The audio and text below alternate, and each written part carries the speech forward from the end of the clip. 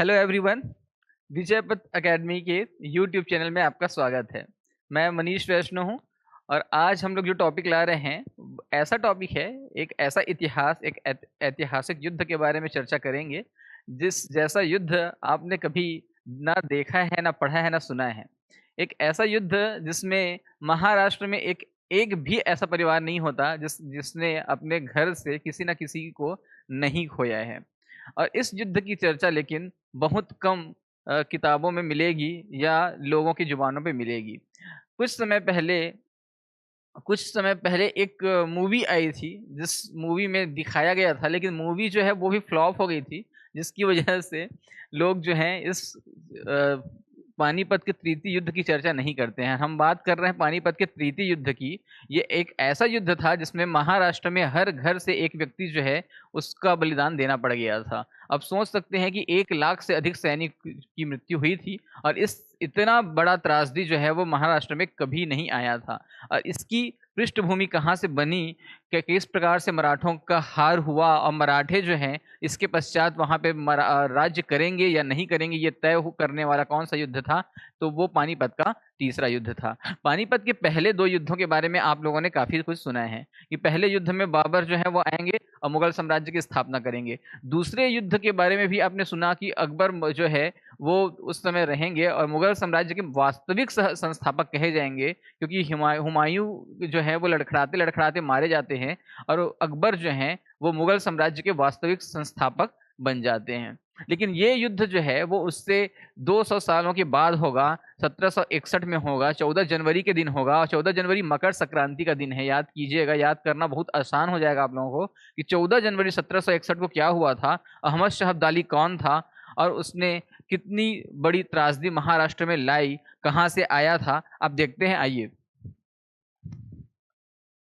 पृष्ठभूमि में पानीपत के तीसरे युद्ध या आंग्ल मराठा युद्ध से पहले एक पृष्ठभूमि जो है वो तैयार करनी पड़ेगी और वो बैकग्राउंड में जाना पड़ेगा हम लोगों को। तो हम लोग चलते हैं बैकग्राउंड में, उससे 100 साल पहले की कथा क्या है। वीर छत्रपति शिवाजी महाराज 1674 में रायगढ़ में अपना राज्याभिषेक कराते हैं। ये आप लोगों को कहानी जो है वो हो सकता है कि पता होगा ही। शिवाजी महाराज 1674 में अपना राज्याभिषेक कराएंगे और राज्याभिषेक के पश्चात 1680 आते आते तक शारीरिक रूप से अस्वस्थ हो जाएंगे। लगातार युद्धों की वजह से शरीर जो है उसकी अवस्था जो है काफ़ी क्षीण हो जाती है और 1680 में उनकी मृत्यु हो जाती है। शिवाजी अपने शासनकाल के अंतिम समय में अपने पुत्र संभाजी से काफ़ी परेशान रहते हैं, क्योंकि संभाजी जो है वो उनकी बातों को नज़रअंदाज करते रहते हैं। और यही कारण है कि शिवाजी अंतिम समय में परेशान रहते रहते अपनी गद्दी जो है, अपना क्षेत्र वंश जो है, उत्तराधिकार जो है वो राजा राम को सौंप देते हैं, जो उनके दूसरे बेटे हैं। अब यहाँ पे ध्यान दीजिएगा कि शिवाजी की 2 पत्नियों के नाम है साईबाई निम्बालकर और दूसरा सायरोबाई। साईबाई निम्बालकर से पुत्र होते हैं संभाजी और सायरोबाई से राजा राम। ये दोनों पुत्रों में से शिवाजी चाहते हैं अंतिम समय में कि मैं राजा राम को गद्दी दे देता हूं, और उन्होंने राजा राम को गद्दी दे दिया। राजा राम 1680 से 1681 तक गद्दी पे बैठेंगे, लेकिन उसके पश्चात संभाजी ज्यादा ताकतवर हैं और संभाजी ने उनको इस गद्दी से निष्कासित कर दिया। अब जैसे निष्कासित करते हैं तो संभाजी छत्रपति बनेंगे। संभाजी जो हैं वो अब राज्याभिषेक कराएंगे, छत्रपति की भूमिका में संभाजी बैठ जाएंगे और संभाजी के पुत्र का नाम है साहू जी, ये ध्यान रखिएगा। और इस तरफ राजा राम जो है उनके 2 पुत्र हैं, संभाजी द्वितीय और शिवाजी द्वितीय। लेकिन ये जो है स्थिति ये है कि राजा राम जो है उनके जो पुत्र हैं वो छोटे हैं, अल्पवयस्क हैं, और इनकी पत्नी का नाम का जिक्र यहाँ पे किया गया है ताराबाई, और ताराबाई एक मराठा शासिका है। तो हमें देखना है कि ताराबाई की भूमिका भी महत्वपूर्ण है, इसीलिए ताराबाई को भी यहाँ पे इन महान पुरुषों के साथ जगह मिला हुआ है। ठीक है, तो अब आगे बढ़ते हैं। यहाँ पे संभाजी औरंगजेब संगमेश्वर का युद्ध। इस युद्ध के बारे में अब तक लोगों ने नहीं जाना था, नहीं पढ़ा था, लेकिन पिछले साल एक मूवी आई थी छावा। छावा मूवी जो है महाराष्ट्र ही नहीं पूरे देश भर में, उत्तर भारत में भी काफ़ी लोकप्रिय हुई, काफ़ी लोगों के द्वारा देखी गई और यूट्यूब में या काफ़ी सारे प्लेटफॉर्म पे ये उपलब्ध हो जाती है अभी भी। तो इस युद्ध की पूरी जो पृष्ठभूमि थी वो संभाजी और औरंगजेब के बीच घूमेगी कि संभाजी जो है उसकी भूमिका में देखिए यहाँ पे दो फोटो आपको दिखाई दे रहे हैं। फोटो में जो है एक तरफ विक्की कौशल है, ये संभाजी की अवस्था में है, भूमिका में है, और दूसरी तरफ जो है वो अक्षय खन्ना साहब हैं जो औरंगजेब की भूमिका में हैं। और फिल्म में छावा भूमि में यही दिखाया गया है कि संभाजी और औरंगजेब का आमना सामना दिखाया गया था इस फिल्म में। और होता भी क्या है कि संभाजी छत्रपति शिवाजी के पुत्र हैं, और उन्होंने क्या किया कि उन्होंने औरंगजेब का एक पुत्र है जिसका नाम है अकबर, और अकबर जो है वो संभाजी से का मित्र है। अब अकबर क्या करता है कि संभाजी के संरक्षण में रहता है, संभाजी उसको संरक्षण देते हैं और लगातार अपने साथ रखते हैं, अपने साथ उसको रखेंगे, अकबर को अपने साथ उसको बिरयानी खिलाने ले जाएंगे, उसको चाय पिलाने ले जाएंगे, ठीक है। अब लगातार वो सोच रहे हैं कि इस बच्चे को जो है मैं क्या करूंगा, बहला फुसला के रखूंगा। औरंगजेब को ये पता चल जाता है, समझ आ जाता है कि ये मेरे मूर्ख बच्चे अकबर को, देखो अकबर जो है एक महान शासक रहे हैं, ठीक है, लेकिन ये अकबर जो है ये एक मूर्ख बच्चा है। और मूर्ख बच्चा जो है वो संभाजी से मिल जाता है और संभाजी के पास जाता है, और उसको केवल बिरयानी खिलाने के बाद जो है हर जानकारी संभाजी लेते रहता है। और जैसे औरंगजेब को समझ आता है कि ये मेरे मूर्ख बच्चे को भड़काने का प्रयास कर रहा है, तो वो क्या करता है कि वो जाता है अपने सेनापति को लेके, जिसका नाम क्या है, मुकर्रब खान है। और मुकर्रब खान जो है वो काफ़ी ज़्यादा खतरनाक व्यक्ति है, उसकी पर्सनालिटी भी बहुत खतरनाक है, और वो दोनों जाके संभाजी को मौत के घाट उतार देंगे। संभाजी महाराज तो मरेंगे ही, और उनके साथ जो हैं कवि कलश रहते हैं उनके प्रधानमंत्री की भूमिका में, किसके, संभाजी के। और इसको बंदी बना लिया जाता है कवि कलश को, ठीक है। तो ध्यान दीजिएगा कि संभाजी को औरंगजेब जो है वो मारेगा, अकबर को छुड़ा के ले जाएगा, और इसके पश्चात क्या करेगा कि संभाजी का एक पुत्र है, उसका नाम है साहू जी। ध्यान दीजिएगा कि ये नाम बार बार आएंगे, रिपीट होंगे, संभाजी भी बार बार रिपीट होंगे, शिवाजी भी आएंगे, साहू जी का नाम आप लोगों को पढ़ना है, याद रखना है कि यहाँ पे ध्यान दीजिएगा संभाजी मारे जा चुके हैं, औरंगजेब ने मार दिया है उनको, और अकबर को छुड़ा के ले गए हैं। लेकिन क्या करते हैं कि जो उनका बेटा है संभाजी का, उसका नाम साहू जी है, साहू जी को बोलते हैं कि चलिए, पार्ले जी बिस्कुट देता है एक उसको, और बोलता है कि चलो तुम मेरे साथ, तुमको मैं ऐसे हजार हजार बिस्कुट रोज दूंगा। और साहू जी को बंदी बना के दिल्ली में कैद कर लेते हैं। अब आगे देखिए, संभाजी और औरंगजेब ने मराठों को रौंदने की ठानी, संभाजी ने, शिवाजी के वीर पुत्र ने उसका डटकर मुकाबला किया। ये गौरिल्ला युद्ध पद्धति है। वास्तव में गौरिल्ला युद्ध पद्धति के जनक कौन थे? महाराणा प्रताप, मलिक अंबर, छत्रपति शिवाजी। गौरिल्ला युद्ध पद्धति क्या होता है कि छुपकर वार करने की पद्धति, छुपकर आप वार कीजिए और उसके बाद भाग जाइए, किसी को पता मत चले कि किस प्रकार से वो जो है वो कहाँ से आया था या क्या करके गया था, ठीक है। और यही पद्धति जो है वो ऑपरेशन सिंदूर के समय पाकिस्तान के आतंकवादियों ने भी अपनाई थी। वो कहाँ छुप गए वार करने के बाद किसी को पता नहीं चला, कानो कान खबर नहीं हुआ। और यहाँ पे देखिए कि संभाजी और औरंगजेब के बीच कुछ आपस में बातें भी होती हैं। और संभाजी को मारने का उद्देश्य जो है वो क्या था कि इस्लाम कबूल कराने, जबरन इस्लाम कबूल कराना चाहता था औरंगजेब। और यहाँ पे उसके स्टेटमेंट भी देखिए कि एक गद्दार ने धोखा दिया, संभाजी बंदी बन गए। एक गद्दार जो है गद्दारी कर दिया, संभाजी के मित्र ने गद्दारी किया, औरंगजेब को क्या कर दिया, फोन कर दिया, और फोन के माध्यम से बता दिया कि ये व्यक्ति जो है वो यहाँ पे छुपा हुआ है। और जैसे औरंगजेब यहाँ पे आएगा, औरंगजेब जो है वो संभाजी को बंदी बना लेगा। और औरंगजेब बोलता है कि इस्लाम अपनाओ, नहीं तो तुम्हारी मौत सुनिश्चित है। और यहाँ पे देखो विकी कौशल जो है संभाजी की भूमिका में है। विकी कौशल जो है उसका बनियान पूरा उतार दिया गया है, कपड़े नहीं हैं, इसको पीट पीट के जो है वो पूरा खून से लथपथ हो चुका है ये व्यक्ति। और यहाँ पे ये बोल रहा है कि मैं इस्लाम नहीं अपनाऊंगा, भले मेरे को तुम कुछ भी कर लो, मार डालो, पीट डालो, मेरे को जो है जमीन में गाड़ दो, मैं इस्लाम नहीं अपनाऊंगा बोल रहा है। संभाजी बोल रहे हैं मैं हिंदू राजा हूँ, मरूंगा पर झुकूंगा नहीं। तो ये औरंगजेब बोल रहे हैं तो ठीक है, तेरे को मैं मरने के बाद क्या करूंगा, झुका दूंगा, ठीक है।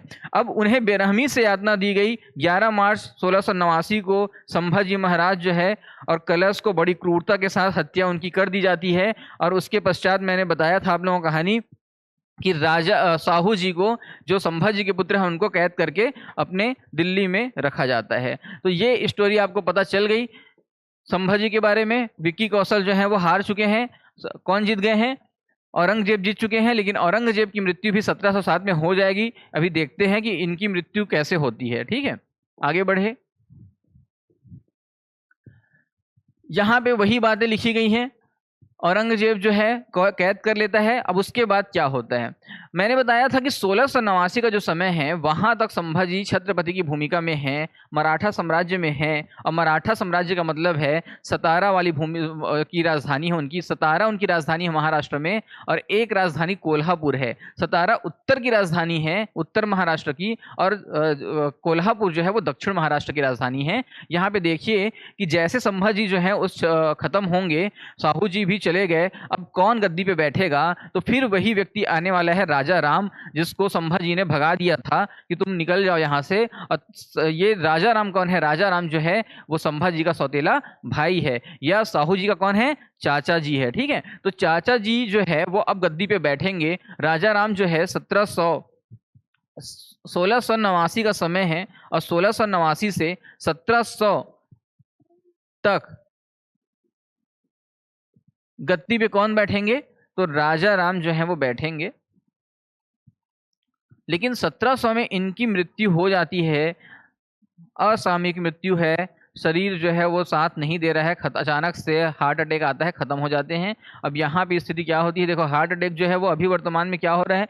बॉडी बनाने के चक्कर में, जिम जाने के चक्कर में आ रही है। उस समय जो है हार्ट अटैक जो है वो पत्नी परेशान कर डाली, टेंशन में है, इस नाम से हो रहा है। ठीक है, तो यहाँ पे डर के नाम से राजा राम जो है वो खत्म हो गए। 1700 का समय है, और ताराबाई जो है उनकी पत्नी है।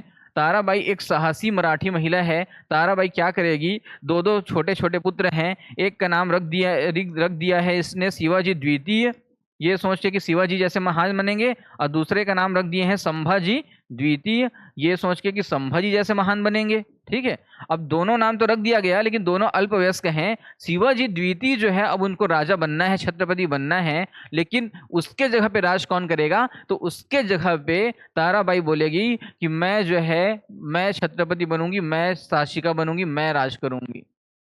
अब महाराष्ट्र वाले क्षेत्र में ताराबाई जो है उनका वर्चस्व अब चलेगा। 1700 से 1707 तक की स्थिति ऐसी रहेगी कि ताराबाई जो है शिवाजी द्वितीय के संरक्षण की भूमिका में गद्दी पे बैठेगी।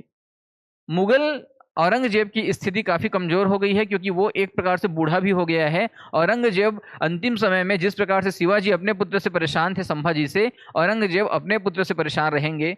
शिवाजी के आने की वजह से, गुरु गोविंद सिंह के आने की वजह से लगातार शिवाजी ने औरंगजेब को परेशान किया था उनके शासनकाल में। और यही कारण था कि मुगलों में जितने भी शासक, बड़े शासक हुए थे, उसमें औरंगजेब के बाद मुगलों की स्थिति काफ़ी खराब हो जाती है। और यही औरंगजेब के पश्चात उत्तर मुगल काल में आने वाले जितने शासक हैं वो पतन का कारण बनते हैं।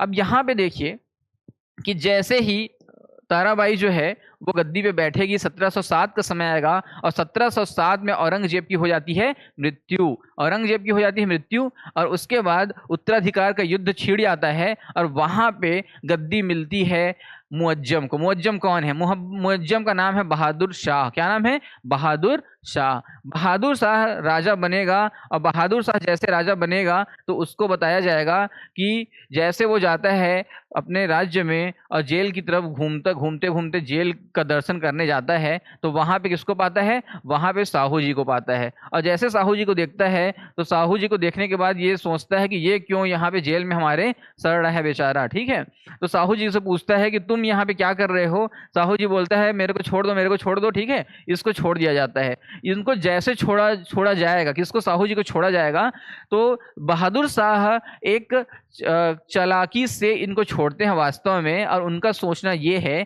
कि साहू जी छूटने के बाद जाएंगे कहाँ? अपनी गद्दी लेने। कहाँ जाएंगे? ताराबाई के पास। ताराबाई सतारा में राज कर रहे हैं, महाराष्ट्र वाले क्षेत्र में राज कर रहे हैं, और वो अपनी गद्दी छोड़ने पे राजी नहीं है। तो यहाँ पे क्या होने वाला है? इंटरनल डिस्प्यूट होने वाला है। समझ लीजिए कि आंतरिक लड़ाई होने वाली है। और ये कहानी जो है वो कौन गढ़ रहा है? तो ये बहादुर शाह गढ़ रहा है ये कहानी। और होता भी यही है कि साहू जी जैसे जेल से छूटेंगे, उनको बोला जाएगा कि तुम जाओ अपने राज सिंहासन पे और उसको संभालो। और साहू जी पहुंच जाते हैं कहाँ? साहू जी पहुंच जाएंगे ताराबाई के पास, और ताराबाई जो है इनके रिश्ते में कौन लगती है? इनकी चाची है, इनकी चाची है। और साहू जी बिना नहाए धोए, जेल से छूटने के बाद व्यक्ति कैसे रहता है, तो बिना नहाए धोए यहाँ पे पहुंचेगा चाची के पास, और चाची इसको देखती है, साहू तुम इतना गंदे कैसे दिख रहे हो, और तुम क्या करो कि तुम सबसे पहले जेल से छूटे हो, कुछ समोसे भजिया वगैरह खा लो, मैं बनवा देती हूँ। और ये जो है गरम गरम समोसे भजिया इसको खिलाती है साहू जी को। साहू जी बहुत खुश है, बहुत आराम से नहा धो के आता है, और उसके बाद शेरवानी वगैरह इसको नया नया दिया जाता है, राजा राम को शेरवानी को पहन लेता है, और सब अच्छा अच्छा होता है, उसको बड़ा मजा आ रहा है। लेकिन अब वो विशेष काम पे, अपने मुख्य बात पे आता है, ठीक है। और मुख्य बात पे आता है, बोलता है कि चाची मुझे चर्चा करना है आपसे। और चाची जो है वो ताराबाई उससे चर्चा करने के लिए तैयार है। और साहू जी बोलता है कि चाची ये जो गद्दी है वो मेरे पिताजी की है, आप जो है इस गद्दी को अब तक जो है संभाली, बहुत बहुत शुक्रिया, बहुत धन्यवाद, लेकिन अब क्या करना है, आप इस गद्दी को छोड़ दो। और ताराबाई जो है इतने में क्या हो जाती है, एकदम परेशान हो जाती है, वो एकदम गुस्से में आ जाती है कि मैंने तुमको इतना इतना अच्छे तरीके से मैंने तुम्हारा स्वागत किया है, और उसके बावजूद मैंने तुमको पूरा भर पेट भोजन दिया है, मैंने तुमको अपने चाचा की तो शेरवानी भी पहना दी, लेकिन तुम इतने मूर्ख हो कि तुम चाहते हो कि मैं गद्दी छोड़ दूं। और ऐसा जो है वो होने वाला है क्या? ऐसा बिल्कुल नहीं होगा, ये मेरे जीते जी संभव नहीं होगा, इसके लिए तुम्हें मुझसे युद्ध करना पड़ेगा। अब स्थिति बिगड़ते जा रही है, स्थिति जो है वो क्या हो गई, बिगड़ रही है। अब ध्यान दीजिएगा, एक चीज ध्यान दीजिएगा, छत्रपति शिवाजी ने बनाया था अष्टप्रधान। क्या बनाया था? अष्टप्रधान। और ये अष्टप्रधान का मतलब क्या है कि 8 विश्वसनीय लोगों की एक टीम बनाई गई थी। विश्वसनीय विश्वसनीय लोगों की एक, विश्वास पात्र लोगों की एक टीम बनाई थी। और उस विश्वास पात्र में सभी के सभी थे, पेशवा थे, प्रधानमंत्री रहेंगे वहां पे, विदेश मंत्री रहेंगे, गुप्तचर विभाग न्याय व्यवस्था वाले भी रहेंगे, ठीक है, सेनापति भी रहेंगे, क्लर्क भी रहेंगे। तो इस प्रकार से 8 लोगों की यहाँ पे टीम बनी है। इस 8 लोगों की टीम में शिवाजी ने तय किया था कि एक व्यक्ति होगा पेशवा, और पेशवा जो है वो सबसे महत्वपूर्ण व्यक्ति होगा, प्रधानमंत्री की भूमिका उसको मिलेगी। और छत्रपति शिवाजी के समय में ये भूमिका मिलती है त्रयंबक मोरोजी पिंगले को मिलती है, मोरोजी पिंगले। ये सबसे महत्वपूर्ण व्यक्ति है शिवाजी के बाद। और शिवाजी के बाद इसकी स्थिति बहुत महत्वपूर्ण है। इसका बाद जो है वो मुगल शाही जो सेना होती थी वो उसको मानती थी। और यहाँ पे अब ध्यान दीजिएगा कि ताराबाई के समय में मुगल जो सेना है वो किसके पक्ष में है? तो ताराबाई जो है शासिका है, छत्रपति की भूमिका में है, इसलिए मुगल सेना ताराबाई के तरफ है। लेकिन यहाँ पे क्या होने वाला है, यहाँ पे एक व्यक्ति है जो सेनापति है भी ताराबाई के समय में, उसका नाम क्या है? उसका नाम है बालाजी विश्वनाथ। अब यहाँ पे यहीं पे नई कहानी शुरू होगी बालाजी विश्वनाथ से। यहाँ पे देखिए 1613 में साहू ने बालाजी विश्वनाथ को पेशवा बनाया, लेकिन उससे पहले क्या होगा? बालाजी विश्वनाथ, साहू जी जो है वो परेशान हो चुका है, साहू जी एकदम ज्यादा परेशान हो गए हैं। और साहू जी परेशान होने के बाद एक जगह जाके उनको बड़ा दुख होता है, वो रोने लग जाते हैं। और उनको रोते देख के बालाजी विश्वनाथ उनके पास आएंगे और बोलेंगे कि तुम क्यों रो रहे हो, तुम इतने बड़े छत्रपति हो, तुम साम्राज्य के मालिक हो। साहू जी बोलते हैं कि ऐसा क्यों बोल रहे हो, तुम मेरा हौसला बढ़ाने की कोशिश कर रहे हो, तसल्ली दे रहे हो, मैं समझ गया हूँ, लेकिन मेरे पास अभी कोई साम्राज्य नहीं है, मैं तो हारा हुआ सिपाही हूँ। बालाजी विश्वनाथ कहते हैं कि मैं तुमको ताराबाई के विरुद्ध लड़ाई लड़ने में मदद करूंगा, मैं तुमको पूरी खुफिया जानकारी जो है वो दूंगा, तुम युद्ध के लिए तैयार हो जाओ। और साहू जी सेना संगठित करते हैं, और 1707 का समय है, और यहाँ पे ताराबाई और साहू की सेना आमने सामने होगी। और ये जगह कौन सा है? तो ये खेड़ा का मैदान है, और इस युद्ध को जाना जाएगा खेड़ा का युद्ध के नाम से। साहू की सेना और ताराबाई की सेना आमने सामने होगी। साहू जी अपने सेना करते या सेनापति बालाजी विश्वनाथ की वजह से ये युद्ध जीत जाएंगे। और जैसे इस युद्ध को जीतते हैं तो यहाँ पे सतारा वाला क्षेत्र और कोल्हापुर वाला क्षेत्र जो है इनका हो जाता है। और ताराबाई अपने बच्चों को लेके जो है वो कुछ समय के लिए यहाँ से दूर हो जाएगी, लेकिन उसका दिमाग जो है कोल्हापुर पे या सतारा पे लगा रहेगा। तो बाद में जो है वो 1731 का समय आएगा, अभी मैं बताऊंगा कि वारणा की संधि होगी और वहां पे तय होगा वारणा की संधि में कि सतारा जो है उसको एक जने रखेंगे, उत्तर उत्तर मराठा क्षेत्र को, और दक्षिण मराठा क्षेत्र जो है उसको एक जने रखेंगे। ठीक है, तो यहाँ पे पहले देखते हैं कि मराठा इतिहास में पेशवाओं के आधिपत्य की शुरुआत यहाँ से होती है, क्यों होती है और कैसे होती है। त्र्यंबक मोरोजी पिंगले छत्रपति शिवाजी के समय में एक प्रमुख पेशवा हैं, लेकिन साहू जी के समय में जो छत्र सेना करते हैं बालाजी विश्वनाथ, उनको क्या किया जाता है कि उनको पेशवा बना दिया जाता है। और ये पेशवा को साहू जी इतना खुश थे इस बालाजी विश्वनाथ से कि बोलते हैं कि आज के बाद जो है वो पेशवा जो है योग्यता के आधार पे भर्ती नहीं होंगे, अब वंशानुगत होंगे। अब तुम्हारा पुत्र जो है वो क्या बनेगा, पेशवा बनेगा, फिर तुम्हारा जो है वो पोता जो है वो क्या बनेगा, वो भी पेशवा बनेगा। ठीक है, तो ये स्थिति यहाँ पे ये निर्मित कर देते हैं साहू जी, जो है इस पे सर्टिफिकेट पे साइन कर देते हैं। ठीक है, तो अब जो है बालाजी विश्वनाथ के बाद अब जो पेशवा बनेगा वो कौन बनेगा, तो इनका जो पुत्र था बाजीराव, बाजीराव प्रथम के बारे में आप लोग जानते हैं। बाजीराव प्रथम बाजीराव मस्तानी जो है वही हैं। तो यहाँ पे हम ध्यान देते हैं कि ये यहाँ से वंशानुगत पेशवा का शुरुआत हो चुका है। अब आगे देखते हैं। अब यही चीजें जो है जो मैंने बताया है आपको, वो यहाँ पे देखिए, पेशवा साम्राज्य के संस्थापक। अब बालाजी, देखो याद करने के लिए इस क्रम को आप लोगों को याद करना बहुत जरूरी है छत्तीसगढ़ पीएससी के लिए, व्यापम के लिए, और जो भी एग्जाम दे रहे हैं, व्याख्याता का एग्जाम देंगे या किसी भी प्रकार के कोई एग्जाम दे रहे हैं, आपको याद करना इस क्रम को आवश्यक रहेगा। और ये याद करना कोई कठिन काम नहीं है, बहुत आसान काम है। अब देखते हैं कि बहुत कैसे आसानी से याद करेंगे। सबसे पहले बालाजी विश्वनाथ हैं जो सबसे पहले वंशानुगत पेशवा बनेंगे। अब बालाजी के बाद उनके पुत्र हैं बाजीराव प्रथम। 1713 से 1720 तक बालाजी विश्वनाथ रहेंगे, लेकिन इनकी मृत्यु हो जाएगी और उसके बाद उनके पुत्र आएंगे, 1720 से 40 तक रहेंगे। अब ध्यान दीजिएगा कि यहाँ पे बालाजी विश्वनाथ है, यहाँ पे बाजीराव प्रथम है, और तीसरा जो पेशवा आएगा उसका नाम दोनों के नामों से मिलके रहेगा, बालाजी बाजीराव रहेगा। ये बालाजी बाजीराव, ये देखिए बालाजी बाजीराव, जिसको नाना साहब भी बोला जाता था। बालाजी बाजीराव 1740 से 1761 तक रहेंगे और इन्हीं के समय में पानीपत का थर्ड बैटल ऑफ पानीपत जो है वो होता है। माधवराव प्रथम इसके बाद आएंगे। अब फिर नाम याद कीजिए, माधवराव नारायण राव, और उसके बाद कौन बनेंगे, माधव नारायण या माधवराव द्वितीय या सवाई माधवराव। यहाँ पे बीच में रघुनाथ राव लिखा हुआ है, लेकिन इसका समय बहुत कम है, ये ना के बराबर है, ये ध्यान दीजिएगा, ना के बराबर, ये केवल संरक्षण की भूमिका में जाएगा, लेकिन इसको हटा दिया जाएगा। उसके बाद लास्ट में बनेंगे बाजीराव द्वितीय, और ये बाजीराव द्वितीय भी रघुनाथ राव का ही पुत्र है।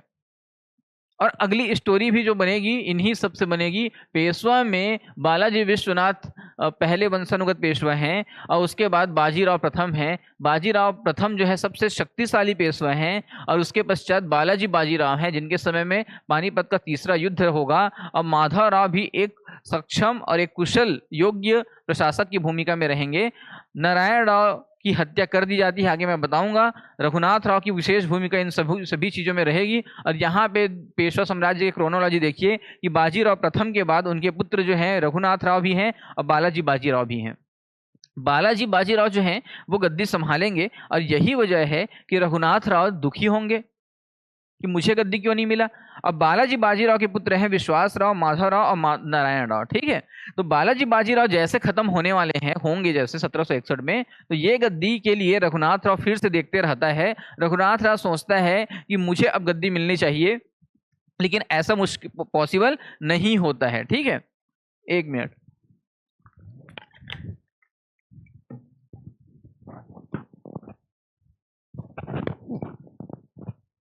रघुनाथ राव को गद्दी नहीं मिलेगा, और जब गद्दी नहीं मिलेगा तो वो परेशान हो जाएगा। परेशान होने के बाद जो है वो मराठों से बात करेगा, लेकिन मराठा उसकी बात को तवज्जो नहीं देंगे, और यही वजह है कि वो जाके किससे मिल जाएगा, अंग्रेजों से मिल जाएगा। तो ये कहानी जो है वो बाद में, क्योंकि अभी हमको पानीपत का तीसरे युद्ध की तरफ हम लोग जा रहे हैं तेजी से। पहले हमने समझ लिया कि साहू जी खेड़ा के युद्ध में पराजित कर देते हैं अपनी चाची ताराबाई को और अपने गद्दी पे बैठ जाते हैं मराठा साम्राज्य पे। मराठा साम्राज्य जो है बाजीराव के प्रथम के आने के बाद बहुत बड़ा साम्राज्य बनेगा और ये अब तक जो है वो क्षेत्रीय वंश के रूप में उभरा था, लेकिन जैसे बाजीराव प्रथम आएंगे उसके बाद जो है वो एक केंद्रीय भूमिका में आ जाएगा और इसका जो है पहचान बहुत बड़ा हो जाएगा, केंद्र में इसकी भूमिका महत्वपूर्ण हो जाएगी।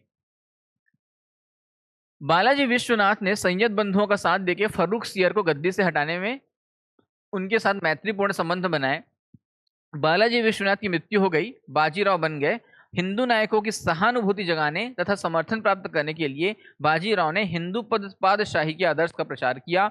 हिंदुओं को एकजुट करने के लिए, हिंदुओं को पूरी तरीके से एकजुट करने के लिए बाजीराव प्रथम ने क्या किया था? बाजीराव प्रथम ने छत्रपति शिवाजी के चलाए गए पद चिन्हों पे चले और हिंदू पादशाही के आदर्श का प्रचार किया। ठीक है, और यहां पे देखिए कि उन्होंने एक मराठा संघ का निर्माण किया।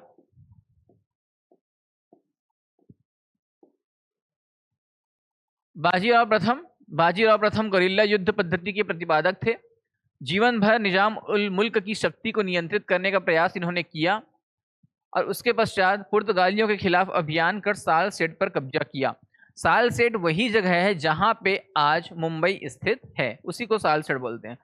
बाजीराव प्रथम ने मुगलों के प्रति अपनी नीति स्पष्ट करते हुए कहा कि हमें जर्जर वृक्ष के तने पे प्रहार करना चाहिए, शाखाएं तो अपने आप गिर जाएंगी। हमें जो जर्जर वृक्ष का मतलब क्या है, उत्तर मुगल शासक जो हैं वो पूरी तरीके से जर्जर हो चुके हैं और उन्हीं पे हम प्रहार करेंगे और उसके बाद जो शाखाएं, जो छोटे मोटे मुगल जो लास्ट में आएंगे वो क्या हो जाएंगे, अपने आप धराशायी हो जाएंगे। और ये डायलॉग किसका है? तो ये परीक्षा में पूछा जाने वाला प्रश्न है, कोटेशन के रूप में आता है कि कथन किसका है, स्टेटमेंट किसका है। तो ये स्टेटमेंट डायलॉग जो है वो किसका है? बाजीराव प्रथम का है। और यहाँ पे एक चित्र देख रहे हो आप लोग, बाजीराव और मस्तानी का फोटो यहाँ पे अंकित है। और बाजीराव मस्तानी फिल्म जो है वो काफी हिट हुई थी। ये मस्तानी है, इसके लिए जो है वो लड़ते हैं बाजीराव।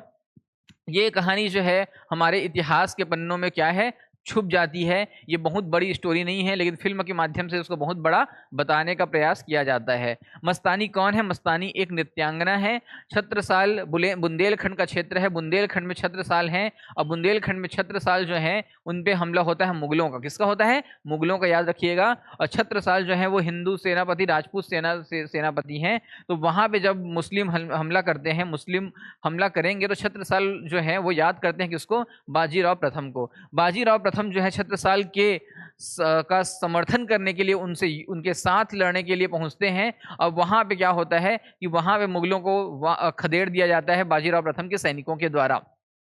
और छत्रसाल जो है वो खुश होकर एक पार्टी देते हैं, एक भव्य पार्टी देंगे जिसमें शराब शबाब सारी चीज़ें रहेंगी। और आपको पता है कि केवल शराब जो है उससे काम नहीं चलता है, शबाब भी पार्टी में लगेगा चाहिए। ये पहले के रीति रिवाज थे। और आप आज भी देखे होंगे कि फिल्मी पार्टियां जो हैं वो, या क्रिकेटरों की पार्टियां, क्रिकेटर्स की पार्टियां जो है इसी प्रकार से हो रही है। ठीक है, तो यहाँ पे वो बोलते हैं कि ठीक है, मैं नृत्य संगीत का प्रस्तुति करवा रहा हूँ और मस्तानी जो है वो नृत्य प्रस्तुत करने आती है और हम पे ये किसने हरा रंग डाला, ये कोई गाना एक गाएंगे। देखो ये गाना नहीं है उस फिल्म में, मुझे पता है, लेकिन मैंने ये फिल्म देखी नहीं है तो मुझे गाना पता नहीं है कि कौन से गाना वो डांस करेगी और किस गाने से प्रभावित करेगी बाजीराव प्रथम को। तो हो सकता है कि डोला रे डोला गाना गाई होगी, या चिकनी चमेली वाला गाना गाई होगी, या शीला की जवानी वाला गाना गाई होगी, मुझे कोई भी आइडिया नहीं है। अब यहाँ पे देखिए कि पुर्तगालियों के खिलाफ अभियान कर सालसेट पे कब्जा किया और इसने बता दिया कि जर्जर वृक्ष के तने पे प्रहार करना चाहिए, शाखाएं तो अपने आप गिर जाएंगी। आगे बढ़ते हैं। बालाजी बाजीराव नाना साहब 1761। नाना साहब दो जने हैं, ये नाना साहब को हम लोग वो नाना साहब नहीं कह रहे हैं। ठीक है, ये ध्यान दीजिएगा। अभी एक और नाना साहब भी रहेंगे, लेकिन 1740 से 61 वाला जो है वो अलग है। 1857 की क्रांति के समय अलग रहेंगे। ठीक है, तो यहाँ पे देखिए कि नाना साहब के नाम से जाने जाते हैं। 1749 में साहू जी की मृत्यु के बाद, अब देखो यहाँ पे पूरी स्टोरी क्या है। 1740 तक बाजीराव प्रथम जो हैं वो गद्दी पे बैठेंगे। मैंने इस बीच बताया था कि 1731 का समय है और वारना की संधि होगी। वारना की संधि में ये तय होगा कि साहू जी जो हैं वो गद्दी पे बैठेंगे सतारा के, और राजा शिवाजी द्वितीय, राजा राम के पुत्र, ये संभालेंगे कोल्हापुर को दक्षिण भारत में। ठीक है, मतलब मुख्य भूमिका साहू जी का है, ये छत्रपति की भूमिका में है, ये छत्रपति हैं। जब समय आएगा 1749 का, तो एक 1750 में संगोली की संधि होगी, संगोली की संधि होगी। और संगोली की संधि में क्या होता है कि राजा राम जो है वो यहाँ पे उपस्थित रहेंगे, और राजा राम के साथ जो है राजा राम द्वितीय आ जाएंगे। इस समय तक राजा राम द्वितीय आ जाएंगे। ठीक है, तो यहाँ पे क्या होगा कि संगोली की संधि 1750 में जो होगी उसमें तय होगा कि छत्रपति जो हैं अब छत्रपति की भूमिका नहीं रहेगी, अब जो है वो पेशवा जो है वही मराठा साम्राज्य के असली वारिस होंगे, असली नेता होंगे, असली साम्राज्य शासक होंगे। ठीक है, ये तय हो जाता है। अब यहाँ पे ये तय हो जाएगा, लेकिन इससे बीच में क्या हो रहा है, यहाँ पे बीच में क्या होने वाला है। मराठा, मैंने बताया कि बाजीराव प्रथम जो है वो हिंदू पद पादशाही के बारे में बता रहे हैं। मराठा ये जो है विशेष है, और यहाँ पे क्या होता है कि बाजीराव प्रथम क्या करेंगे। देखो, बाजीराव प्रथम ने बनाया है मराठा संघ। क्या बनाया है? मराठा संघ, मराठा संघ। और ये जो मराठा संघ बनाएंगे, इसमें याद कीजिएगा कि देखो, पूना जो है उसको दे देंगे, पेशवा जो है वो पूना में है। ठीक है, इंदौर में कौन है? होलकर है। इंदौर में कौन है? होलकर है। भोसले जो है कहाँ है? महाराष्ट्र वाले क्षेत्र में है, नागपुर में है। ठीक है, इसको नागपुर लिख लो।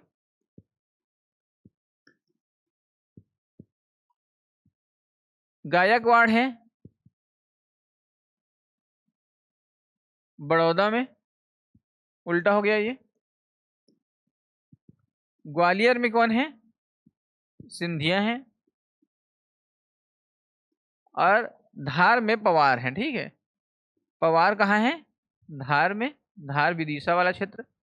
तो ये ना मराठा संघ बना, और ये संघ जब बना तो बाजीराव ने अपनी शक्ति को जो है वो संचालित पूरी तरीके से, पूरा केंद्रीय भूमिका केंद्रीकरण करने के लिए क्या किया कि यहाँ पे पूना का जो पेशवा है वो प्रमुख रहेगा, लेकिन सारे के सारे जगह पे ये संभालेंगे गद्दी, और वो जो है वो जवाब देंगे पूना के पेशवा को। और इस प्रकार से स्वतंत्र हो आप लोग अपने अपने क्षेत्रों में, लेकिन पूना का पेशवा फिर भी जो है वो ज़्यादा पावरफुल रहेगा। ये तय कर दिया किसने? बाजीराव प्रथम ने। यहाँ तक समझ आ गया? अब यहाँ पे क्या हो रहा है कि स्थिति जो है वो बदल रही है, स्थिति बदल रही है। मुगल जो है वो परेशान है, मुगल जो है पराजित हो रहे हैं। फर्रुखसियर आता है, फर्रुखसियर के बाद जहांदर शाह आएगा, रफ़ी उद्दरजात आएगा, रफ़ी उद्दौला आएगा। ठीक है, और उसके बाद मोहम्मद शाह रंगीला भी आता है। तो ये लोग ना एकदम परेशान हो गए हैं, ये लोग एकदम परेशान हो गए हैं, क्योंकि इनके उत्तर मुगल शासक जो है ना वो कमज़ोर पड़ते जा रहे हैं। और जब उत्तर मुगल शासक कमज़ोर पड़ रहे हैं, तो मुगल जो है वो पूरे साम्राज्य पे राज कर रहे थे, भारत देश पे राज कर रहे थे, कंधार काबुल वाले क्षेत्र पे राज कर रहे थे, कश्मीर पे वहाँ पे कब्जा था, खानदेश अहमदनगर गोलकुंडा पे कब्जा था, बंगाल वाले क्षेत्र पे भी अकबर का कब्जा था। लेकिन औरंगजेब तक आते आते 20 प्रांत जो है, सूबे जो है वो बढ़ गए थे अकबर से ज़्यादा। उसके पश्चात लेकिन उतने जितने भी शासक आएंगे वो इतने ज़्यादा रॉयल हैं, इतने ज़्यादा लग्जरियस लाइफ जी रहे हैं, इतने ज़्यादा अय्यासी का जीवन व्यतीत कर रहे हैं, शराब और शबाब में डूबे हुए हैं, कि उनको अपने साम्राज्य को डुबोने में बहुत कुछ समय नहीं लगता है। और मोहम्मद शाह के बारे में आप जानते हैं कि वो साड़ी पहन के, वो कपड़े पहन के, वो स्त्रियों के वस्त्र पहन के भी यहाँ पे अपने साम्राज्य में या अपने दरबार में चले जाते थे। तो यही, अब देखिए कि बाजीराव प्रथम आएंगे, 1720 से 40 का समय है, और इसके पश्चात उनके पुत्र हैं, उनके पुत्र जो हैं वो आएंगे बालाजी बाजीराव बन के। और यहाँ पे क्या हो रहा है, यहाँ पे स्थिति ये निर्मित हो रही है कि ईरान से भी भारत में हमले हो रहे हैं, ईरान वाला क्षेत्र जो है वहाँ से हमले होंगे, ईरान से आएंगे। 1739 का समय है, और वहाँ पे कौन आएगा ये ध्यान दीजिएगा, ईरान से आएंगे, ईरान का नेपोलियन, नादिर शाह। कौन आएगा? नादिर शाह। अब यहाँ पे नादिर शाह की एंट्री होगी। ये 1738-39 का समय है। नादिर शाह आक्रमण करेगा और नादिर शाह के पश्चात जो है वो कुछ कंधार, काबुल वाले, लाहौर वाले क्षेत्रों को जीत लेगा। जब एक बार आक्रमण हो जाता है तो हमें पता है कि अब दूसरी बार आक्रमण जो है वो भी होगा। और इसके पश्चात क्या होगा कि अहमद शाह अब्दाली नाम का, अहमद शाह दुर्रानी नाम से एक व्यक्ति आएगा जो भारत पे हमला करने की कोशिश करेगा और कोशिशों में सफल होगा। उसने लगातार हमले किए, लगातार हमले किए, और इसी बीच क्या होता है कि वो जो है कंधार, काबुल, मुल्तान वाले क्षेत्रों को जीतेगा। कुछ समय के बाद पंजाब को भी जीत लेगा।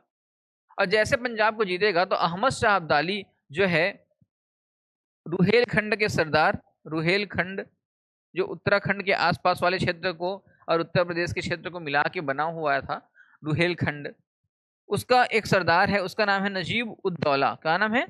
नजीब उद दौला। और अहमद शाह अब्दाली का पुत्र है, उसका नाम है तैमूर। ये तैमूर वो वाला तैमूर नहीं है। और इसको जो है, इनको जो है वो कौन सा क्षेत्र दे देता है? इनको बोल देता है कि तुम पंजाब, मुल्तान वाले क्षेत्र पे राज करो। और तैमूर को बना देता है पंजाब का गवर्नर। तैमूर बन जाता है पंजाब का गवर्नर। और यहाँ पे मराठों की स्थिति अब बदल रही है। बाजीराव प्रथम के बाद राजा कौन बनेगा? बालाजी बाजीराव जो है वो बन जाता है राजा। बालाजी बाजीराव कौन बन जाता है?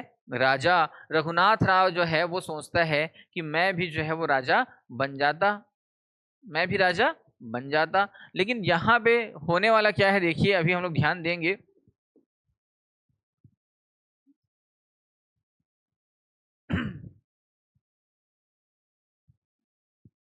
देखो, बालाजी बाजीराव यहाँ पे आ चुके हैं।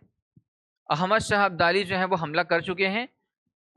रुहेलखंड का जो सरदार है नजीब उद दौला, उसको अपना गद्दी दे देते हैं। कहाँ पे? जीता हुआ जो क्षेत्र है लाहौर, मुल्तान और पंजाब वाला, तैमूर को बना देते हैं पंजाब का गवर्नर बना देते हैं। अब बालाजी बाजीराव गद्दी पे बैठे हैं। समय 1740 से 61 वाला है। और 17 उससे उस समय क्या होता है कि बालाजी बाजीराव जो हैं उनका पुत्र है, उनके पुत्र का नाम है विश्वास राव। देखिए, बालाजी बाजीराव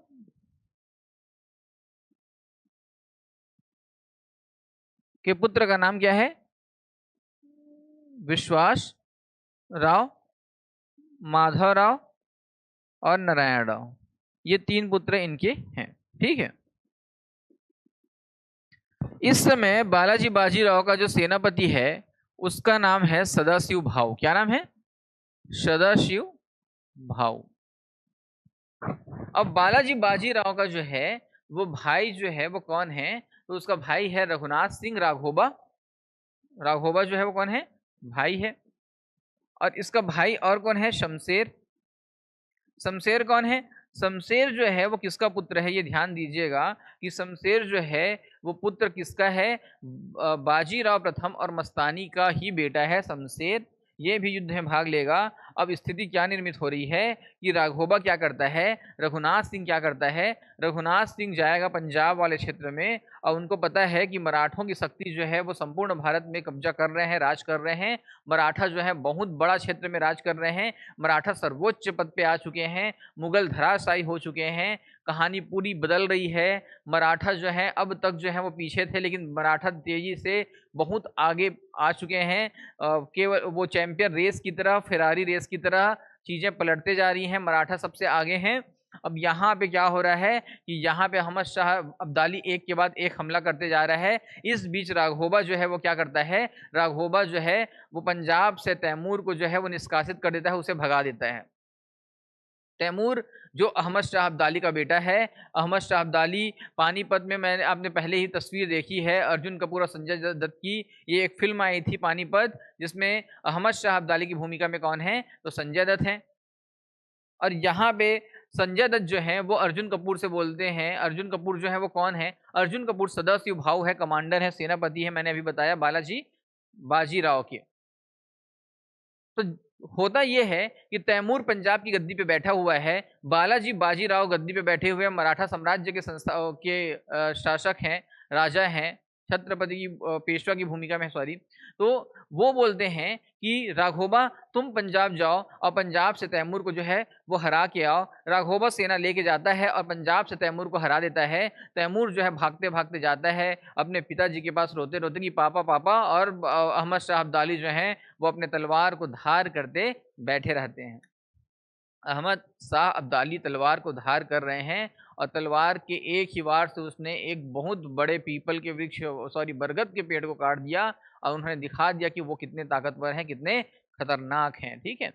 और यही वजह यहाँ पे देखिए, यहाँ पे क्या हो रहा है कि तैमूर को जैसे अहमद शाह अब्दाली ने को बताता है तैमूर कि मुझे जो है मार के भगा दिया मराठों ने, और अहमद शाह अब्दाली का गुस्सा जो है वो क्या हो जाता है, 10 गुना ज़्यादा हो जाता है। अहमद शाह अब्दाली जो है ईरान से आने वाले हैं, मराठा जो है उनको कोई फर्क नहीं पड़ रहा है। मराठों की सूचना मिलती है कि अहमद शाह अब्दाली अब युद्ध के लिए तैयार हैं, आ रहे हैं ईरान से। अहमद शाह अब्दाली की सेना से मराठा डरने वाले नहीं हैं। मराठों का कॉन्फिडेंस लेवल बहुत ज़्यादा हो चुका है क्योंकि वो लगातार जीत रहे हैं, उनकी सेना भव्य है।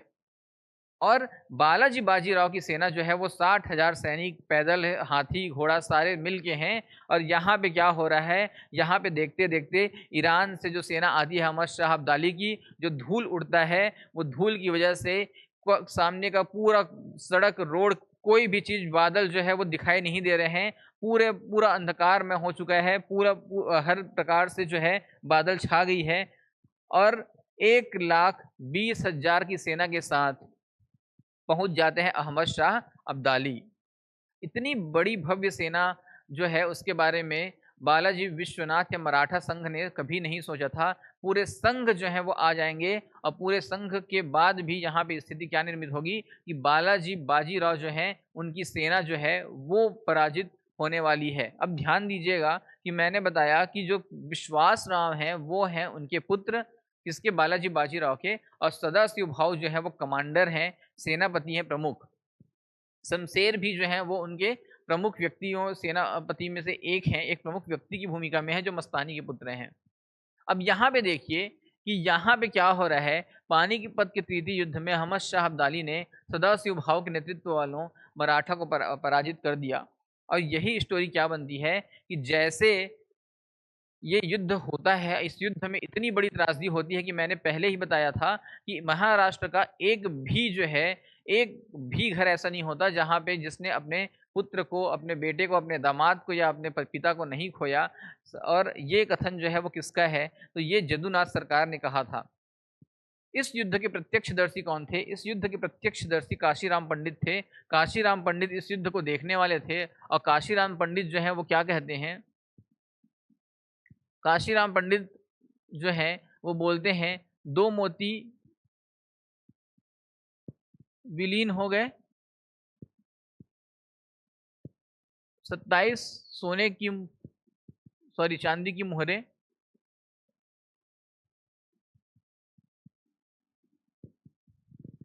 खो गई और बाकी तांबे और पीतल की तो बात ही मत पूछिए। मतलब काशीराम प्रत्यक्षदर्शी हैं इस युद्ध के, वो इस युद्ध को अपने आंखों से देख रहे हैं। वो बच के आएंगे और युद्ध के बाद बालाजी बाजीराव गद्दी पे बैठे हुए हैं और इस अवस्था में वो खुश होते रहते हैं। यहाँ पे क्या होता है कि मराठा अपने इतने कॉन्फिडेंस लेवल उनका ऊपर है कि हर युद्ध जीत रहे हैं, हर युद्ध जीत रहे हैं। और बालाजी बाजीराव के समय में महिलाएं जो है वो आरती सजा रही हैं कि जैसे ही युद्ध होगा उसके बाद फिर हम स्वागत करेंगे सभी का, विश्वास राव का स्वागत करेंगे, सदाशिव भाव का स्वागत करेंगे। और लेकिन स्थिति यहाँ पे पलटी हुई है। काशीराम आते हैं, बहुत मुश्किल से जो है वो अपने उनके शब्द निकलेंगे और बालाजी बाजीराव खुश होकर पूछेंगे कि क्या हुआ बताइए। अब अहमद शाह अब्दाली मारा गया, ईरान से जो शासक आया हुआ हुआ था वो मारा गया क्या। और काशीराम बोलते हैं कि नहीं सरकार, हम युद्ध में हमारी पराजय हो गई।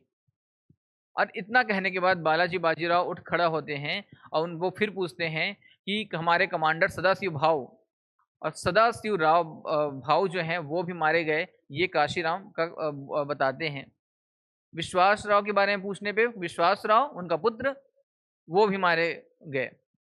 और जैसे ही काशीराम बोलते हैं कि विश्वासराव भी मारे गए तो बालाजी बाजीराव इस कथन को सुन के, इन शब्दों को सुन के बहुत ही ज़्यादा उनकी स्थिति खराब हो जाती है और माना जाता है कि उनको हार्ट अटैक आ जाता है और कुछ समय के बाद उनकी मृत्यु हो जाती है। तो ये ध्यान रखिएगा कि एक इतिहासकार हैं जे.बी. सरदेसाई साहब, अब वो बोलते हैं कि इस युद्ध के पश्चात ये तय हो चुका है कि कौन भारत पे राज नहीं करेगा। मतलब कौन राज करेगा ये तय नहीं हुआ, लेकिन कौन राज नहीं करेगा ये तय हो जाता है पानीपत के तीसरे युद्ध में। और ये युद्ध लड़ा जाता है पानीपत के मैदान में 14 जनवरी को, मकर संक्रांति के दिन 1761 को। ये डेट याद रखिएगा क्योंकि ये डेट जो है परीक्षा में बार बार पूछता है। आगे बढ़ते हैं कि इस युद्ध के बाद अब मराठाओं की स्थिति किस प्रकार से रहेगी। अब मैंने बताया कि 14 जनवरी 1761 का समय है और ये पानीपत का जो है वो युद्ध है। आप देख सकते हैं कि उसमें फोटो में क्या दिखा रहा है। एक तरफ संजय दत्त अहमद शाह अब्दाली की भूमिका में है और सदाशिव भाव है। सदाशिव भाव को तो ये क्या करते हैं, जान से मार देते हैं। तो 14 जनवरी 1761 में ये युद्ध होगा। बालाजी बाजीराव जो है इस युद्ध को के निर्णय को सुन के बालाजी बाजीराव मारे जाएंगे, उनका देहांत तो हो जाता है। विश्वासराव सदाशिव भाव इस युद्ध में खत्म हो जाते हैं और इसके पश्चात यहाँ पे क्या होगा कि माधवराव गद्दी पे बैठेंगे। माधवराव गद्दी पे बैठेंगे जो बालाजी बाजीराव के पुत्र हैं। और जैसे माधवराव बैठेंगे तो उसी समय एक व्यक्ति मैंने बताया था कि कौन व्यक्ति है, राघोबा। राघोबा कौन है? रघुनाथ राव। रघुनाथ राव जो है बालाजी बाजीराव का कौन है? भाई है रघुनाथ राव।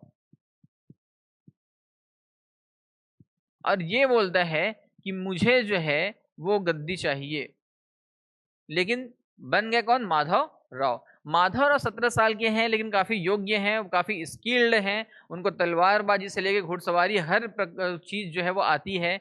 तो वो जो है प्रशासन को संभाल भी लेंगे। ये माधव राव जो हैं वो संभालते भी हैं और इनका समय जो है वो 1761 से 73 तक का रहेगा। ये समय में रहेंगे। लेकिन इसके पश्चात माधवराव की असामयिक मृत्यु हो जाती है।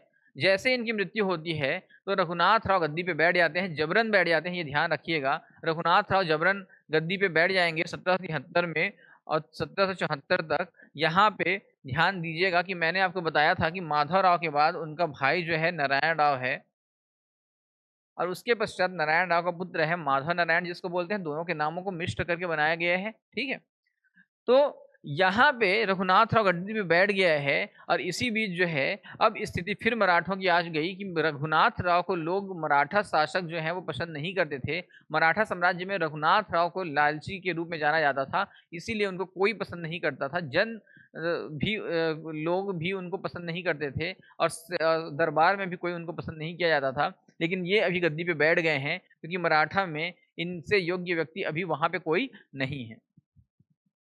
और इसी बीच जो है वो एंट्री होने वाली है एक नए शख्स की। अब देखिए वो नया शख्स जो है वो कौन है। माधवराव 17 वर्ष की उम्र में पेशवा बनेंगे। मुगल बादशाह शाह आलम द्वितीय को दिल्ली वापस बुलाया जाएगा। मुगल बादशाह अब मराठों का पेंशन भोगी बन गया। मतलब जो मुगल बादशाह है शाह आलम, वो मराठों के पेंशन भोगी हैं। मराठा उनको पेंशन देंगे। 1772 में माधवराव का क्षय रोग से निधन हो जाएगा। मृत्यु के पश्चात रघुनाथ राव और माधवराव के छोटे भाई नारायण राव के मध्य सत्ता के लिए संघर्ष आरंभ हो जाएगा। रघुनाथ राव उनके चाचा हैं और इनके बीच सत्ता के लिए संघर्ष हो जाएगा। नारायण राव यहाँ पे गद्दी पे बैठेंगे, लेकिन अब ध्यान दीजिएगा, फिर से मैंने आपको बताया नारायण राव रघुनाथ राव गद्दी पे बैठेंगे। रघुनाथ राव जैसे गद्दी पे बैठेंगे तो एक व्यक्ति की एंट्री होती है। वो व्यक्ति कौन है? वो व्यक्ति है बाड़ा भाई परिषद के संचालक। बाड़ा भाई परिषद कौन है? ठीक है, अब इसको देखते हैं बाड़ा भाई परिषद कौन है।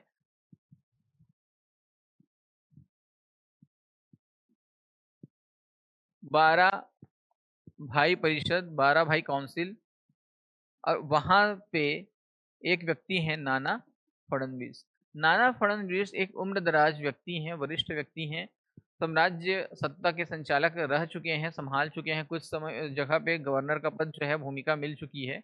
नाना फडणवीस जो है उनको मराठा जो है काफ़ी सम्मान की दृष्टि से देखते थे और यही कारण था कि 12 भाई परिषद जो है उसमें 12 लोगों की टीम रहती है, एक विश्वसनीय टीम रहती है जो तय करती है कि राजा कौन बनेगा, अगला जो है वो शासक कौन बनेगा। और उन्होंने कहा कि माधवराव के पश्चात ये रघुनाथ राव नहीं बनेंगे, कौन बनेगा? नारायण राव। और नारायण राव जो है वो अल्पवयस्क हैं, लेकिन उनके संरक्षण की भूमिका में कौन है? नाना फडणवीस। अब राघोबा जो है वो एक चाल चलता है, राघोबा जो है वो चुपके से किसको मार देता है? तो वो चुपके से नारायण राव को मार देता है गद्दी के लिए। लेकिन स्थिति जो है वो अब देखो फिर शांत होने वाली नहीं है। नारायण राव जो है वो मारा जाता है, नारायण राव जो है मारा गया। अब ये राघोबा जो है वो बोलेगा कि मुझे गद्दी दीजिए, मुझे गद्दी दीजिए। स्थिति जो है वो गंभीर हो गई है, गद्दी की प्राप्ति के लिए जो है वो नारायण राव की हत्या कर दी गई है। यहाँ पे क्या होने वाला है कि नारायण राव की हत्या हो चुकी है, लेकिन नारायण राव का जो है वो एक अल्पवयस्क पुत्र है, उस वो जो है वो केवल और केवल 6 माह का है। ध्यान दीजिएगा कि ये जो है वो केवल 6 माह का है, उनका पुत्र है। और यहाँ पे मैंने बताया कि नाना फडणवीस की एंट्री हो चुकी है। नाना फडणवीस बोलते हैं कि ये जो 6 माह का जो पुत्र है वो गद्दी पे बैठेगा, क्योंकि उत्तराधिकार के युद्ध उत्तराधिकारी कौन बनेगा? तो नारायण राव का पुत्र बनेगा। नारायण राव का पुत्र जो है उसका नाम क्या है? तो नारायण राव का पुत्र का नाम है माधव नारायण या सवाई माधव। सवाई माधव या माधव नारायण। सवाई माधव नाम क्यों पड़ा? सवाई का मतलब होता है सवा गुना। तो ये ना अपने पिता से सवा गुना ज्यादा महान है, ज्यादा ताकतवर है, ज्यादा शक्तिशाली है, ये माना गया। और सवाई माधव जो है वो गद्दी पे बैठता है।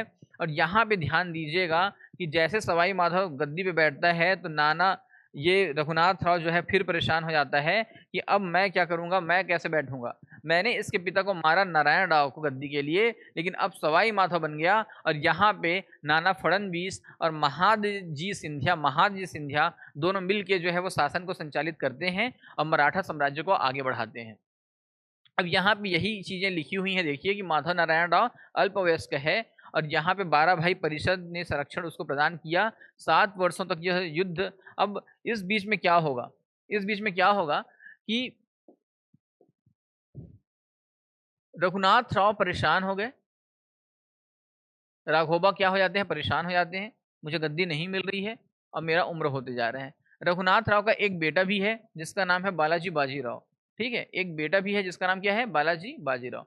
अब यहाँ पे क्या होता है कि रघुनाथ राव को गद्दी चाहिए, लेकिन बना दिया गया है सवाई माधव राव को या माधव नारायण को बना दिया गया है। रघुनाथ राव जो है वो गद्दार निकल जाता है और ये गद्दार जो है वो चला जाता है किसके पास? ये चले जाता है अंग्रेजों के पास। अंग्रेजों को बोलता है कि मेरे को गद्दी चाहिए, आप लोग किसी भी शर्त पे इसको दिला दीजिए। अंग्रेज बोलते हैं कि ठीक है, हम तुमको गद्दी दिला देंगे, हम मराठों से युद्ध करेंगे और उसके बाद गद्दी मिलेगी, लेकिन तुम हमको देना साल सेठ बसीन वाला क्षेत्र जो है वो तुम हमको प्रदान कर देना। साल सेठ का क्षेत्र देना, बसीन वाला क्षेत्र देना, हमको जो है वो दोनों के दोनों जो है वो चाहिए।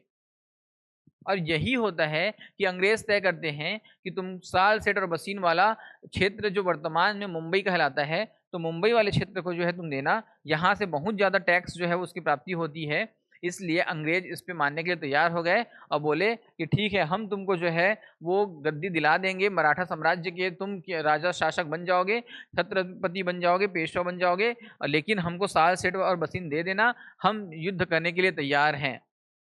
और इसी के नाम से प्रथम आंग्ल मराठा युद्ध 1775 से 1782 के बीच शुरू हो जाता है। और ये जो दोनों के बीच, अंग्रेज और इनके बीच, रघुनाथ राव के बीच जो संधि होती है वो संधि कहलाती है सूरत की संधि। सूरत में होती है ये संधि, सूरत की संधि। अब यह युद्ध जो है वो शुरू हो चुका है, ये ध्यान दीजिएगा।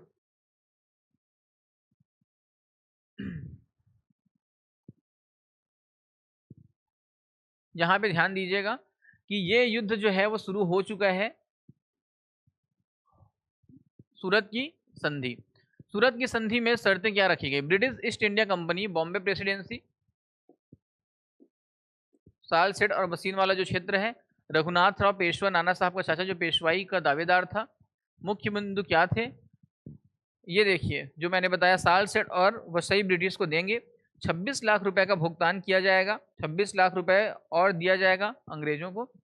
2500 सैनिकों का खर्च उठाएंगे, और 2500 सैनिकों का खर्च जो है वो कौन उठाएगा, तो रघुनाथ राव उठाएगा। ब्रिटिशों ने रघुनाथ राव के पक्ष में युद्ध शुरू कर दिया, छेड़ दिया। पहला आंग्ल मराठा युद्ध यहाँ से शुरू हो गया। कंपनी की कोलकाता सरकार ने इस संधि को रद्द किया, और पुरंदर की संधि की, ये पुणे लिखा हुआ है गलती से, इसको ध्यान दीजिएगा कि ये कौन सा है, पुरंदर है, ना कि पुणे की संधि है, 1776। और 1776 का जो पुरंदर का संधि है, उससे पहले 1765 में भी एक पुरंदर की संधि हुई रहती है शिवाजी और जय सिंह, राजा जय सिंह के बीच।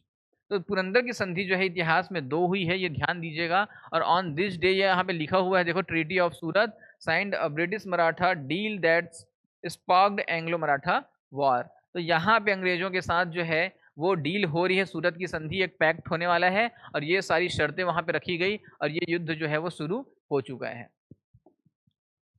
युद्ध शुरू हो गया, प्रथम आंग्ल मराठा युद्ध। अब पुरंदर की संधि क्यों हो रही है, ये हम बता रहे हैं आपको कि पुरंदर की संधि क्यों हो रही है। 1773 का रेगुलेटिंग एक्ट, 1773 में पास हुआ था रेगुलेटिंग एक्ट।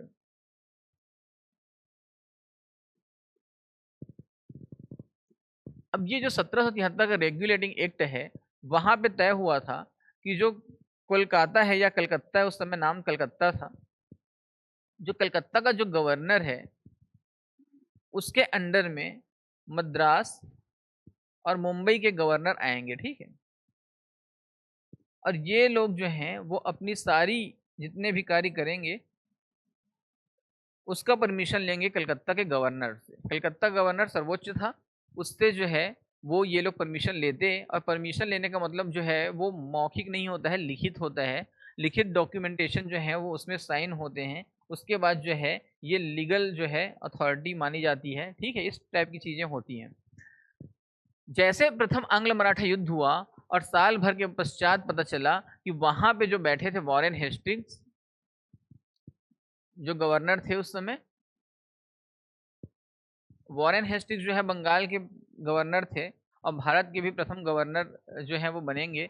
तो यहाँ पे वो बोलते हैं कि हमारे पास मुंबई, ये सूरत की जो संधि हुई है, उसके उसके लिए परमिशन नहीं लिया गया, हमसे परमिशन नहीं लिया गया, इसलिए ये जो आंग्ल मराठा युद्ध है इसको रोक दीजिए। और यहाँ पे क्या होता है कि एक पुरंदर की संधि होती है, और ये पुरंदर की संधि जो है वो मराठाओं के बीच होती है और अंग्रेजों के बीच होती है। और अंग्रेज जो है और मराठा के बीच ये संधि होगी, और यहाँ पे माना जाएगा कि अब हम जो हैं वो आपके सूरत की संधि को हम लोग करते हैं, डिसमिस करते हैं, उसको कैंसिल करते हैं, ये संधि कोई मतलब का नहीं है। और आपको लेकिन हम आपको साल सेट और बसीन वाला क्षेत्र नहीं देंगे। और साल सेट और बसीन जो है उसमें सबसे ज़्यादा टैक्स जो है वो प्राप्त होती है, रिवेन्यू प्राप्त होती है। तो ये स्थिति जो है वो निर्मित हो जाती है, और रघुनाथ राव जो है उसको मराठा जो है वो निकाल देंगे, अभी यहाँ से निकाल देंगे। रघुनाथ राव परेशान हो गया कि रघुनाथ राव जो है वो फिर अब न घर का रहा ना घाट का रहा। तो यहाँ पे वो बोलता है कि अब मैं क्या करूँ, कहाँ जाऊँ। और यहाँ पे फिर जो है वो एक बार बड़गांव की संधि होगी। बड़गांव की संधि में तय होता है कि रघुनाथ राव बोलता है कि मुझे तो आप लोग मराठा साम्राज्य से निकाल देंगे, लेकिन मेरा जो बेटा है बालाजी बाजीराव, जिसका मैंने नाम रखा है, तो बालाजी बाजीराव अभी क्या है, छोटा है और बहुत योग्य व्यक्ति है, उसको तो आप लोग मराठा साम्राज्य में जगह दे दो, मराठा साम्राज्य में जगह दे दीजिए उसको। अब मेरा क्या है, मैं तो जो है वो बूढ़ा हो गया हूँ, मैं कहीं पे भी अपना गुजर बसर कर लूँगा। और कितने एकदम सीधापन से, एकदम सामान्य तरीके से वो बोलता है। उसमें अंग्रेजों को लगता है कि ये मराठों को लगता है कि ये चालाकी नहीं कर रहा है। अब वो जो है बोलते हैं कि ठीक है, तुमको भी हम जो है कुछ ना कुछ दे देते हैं, तुम भी अपनी आजीविका चला लो, इतने दिन तक मराठा साम्राज्य में रहे हो, युद्ध जो है वो हमारे साथ जा जाके लड़े हो, मार खाए हो, तो बोलते हैं कि ठीक है, तुमको हम पेंशन देंगे, और तुम्हारे जो बेटा है बालाजी बाजीराव, उसको हम 12 भाई वाली टीम में रख लेते हैं, एक प्रमुख टीम में रख लेते हैं, विश्वसनीय लोगों की टीम में रख लेते हैं। और इतने के बाद बड़गांव की संधि 1779 में खत्म हो जाती है। और इसके पश्चात देखिए आगे साल बाई की संधि 1782। 1782 का समय है। और 1782 में क्या होगा? 1782 में क्या होगा कि साल बाई की संधि होगी। और साल बाई की संधि में ये तय हो जाता है कि साल सेट वाला जो क्षेत्र है और जो बसीन वाला क्षेत्र है, जो मुंबई वाला क्षेत्र है, वो अंग्रेजों के पास ही रहेगा। और यहाँ पे ये भी तय हो जाता है कि बालाजी बाजीराव जो है इसके मराठा साम्राज्य के प्रमुख व्यक्तियों में गिने जाएंगे। और यहाँ पे इसको रघुनाथ राव जो इनका पिता है बालाजी बाजीराव का, राघोबा जिसको बोलते हैं, उसको पेंशन देके यहाँ पे रखा जाएगा। लेकिन इन सब यहाँ पे ये युद्ध जो है वो समाप्त हो जाता है 7 सालों के बाद, साल बाई की संधि के बाद। लेकिन यहाँ पे क्या होता है कि महादजी सिंधिया जो प्रमुख भूमिका में हैं और उसके साथ नाना फडणवीस, ये दोनों के बीच जो है वो डिस्प्यूट जो है वो इंटरनल वार शुरू हो जाएगा। आंतरिक जो है इंटरनल डिस्प्यूट या आंतरिक विवाद जो है यहाँ पे पनपना शुरू हो जाएगा। अभी नाना फडणवीस मुख्य शासक की भूमिका में है, किसके नाम से? सवाई माधवराव, जो अल्पवयस्क हैं या वयस्क नहीं हुए हैं। ठीक है। 1795 का समय आएगा और 1795 में सवाई माधवराव जो है वो आत्महत्या कर लेते हैं। इसका आत्महत्या करने का सही कारण पता नहीं चलता है, लेकिन ऐसा माना जाता है कि वो आत्महत्या कर लेते हैं। और 1796 का समय है, वहाँ पे फडणवीस जो हैं वो भी मृत्यु को प्राप्त हो जाते हैं। इनका देहांत हो जाता है क्योंकि उम्रदराज हो गए थे। और इसी बीच अब तय होता है कि अब कौन शासक बनेगा, अब कौन छत्रपति की भूमिका में आएगा। तो वहाँ पे क्या किया जाता है कि वहाँ पे रखा जाता है बालाजी बाजीराव को, बना दिया जाता है शासक। बालाजी बाजीराव कौन है? आपको पता है कि बालाजी बाजीराव कौन है? इन्हीं रघुनाथ राव, जिसकी वजह से प्रथम मराठा युद्ध हुआ था, जिसकी वजह से सूरत की संधि हुई थी, जिसकी वजह से पुरंदर की संधि, बड़गांव की संधि और साल बाई की संधि हुई थी। और इतनी संधियों के बाद जो है वो रघुनाथ राव जो रघुनाथ राव का बेटा बालाजी बाजीराव अब शासक बनेगा। और ये समय है 1796 का, जहाँ पे नाना फडणवीस की मृत्यु हो चुकी है। अब साल बाई की संधि के पश्चात काफी समय तक मराठा साम्राज्य में शांति रहती है, काफी समय तक मराठा साम्राज्य में शांति रहेगी। लेकिन एक स्थिति फिर निर्मित होने वाली है। बालाजी बाजीराव जो है वो योग्य नहीं है। और जब शासक कोई योग्य नहीं होता है तो बाकी एक जो टीम बनी थी मराठा की, आपको फिर से मैं याद दिलाना चाहूंगा कि जो मराठा साम्राज्य जो काउंसिल बनी थी उसमें पूना पेशवा प्रमुख व्यक्ति कौन थे? पूना के पेशवा प्रमुख थे। भोसले नागपुर के, गायकवाड़ जो है वो थे बड़ौदा के, और धार से पवार थे, इंदौर से होलकर थे और ग्वालियर से सिंधिया थे। अब इतने लोगों की एक टीम बनी थी, तो पूना के पेशवा जो है उनकी बात जो है वो माना जाता था हमेशा से। अब तक पूना के पेशवा की बात जो है वो मानी जा रही थी। लेकिन स्थिति अब जो है वो बदलेगी।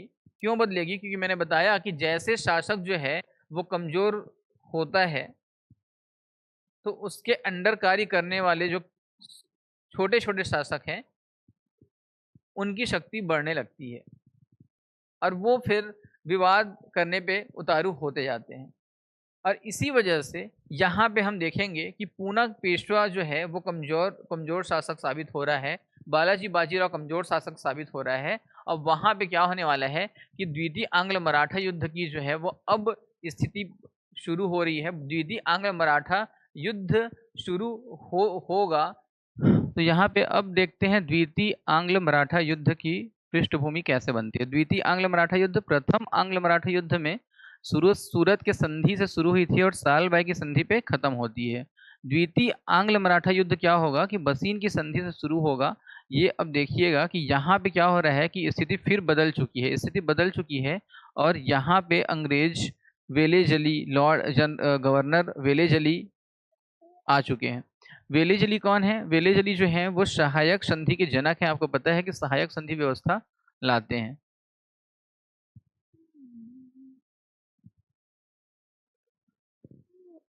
सहायक संधि या सब्सिडियरी अलायंस। ठीक है।